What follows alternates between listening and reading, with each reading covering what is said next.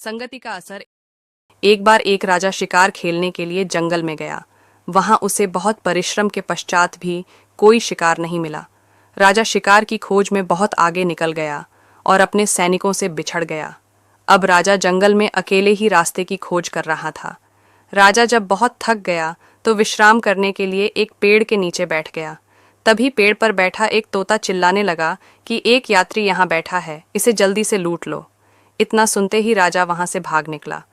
राजा जान गया कि यहाँ जरूर आसपास डाकू होंगे, तभी तोता लूटने की बात कर रहा है। बहुत दूर जाने के पश्चात राजा फिर से विश्राम करने के लिए एक पेड़ के नीचे बैठ गया। उस पेड़ पर एक तोता बैठा था। वह बहुत विनम्रता भरे लहजे में बोला, श्रीमान, पास में ही हमारे संत जी का आश्रम है, आप आइए और वहां जलपान कर विश्राम करें। तोते की बात सुनकर राजा बहुत विस्मित हुआ। राजा पास में बने आश्रम में चला गया और वहां मौजूद संत जी के शिष्यों ने राजा का उचित मान सम्मान किया। राजा ने संत जी को दोनों तोतों की बातें बताईं।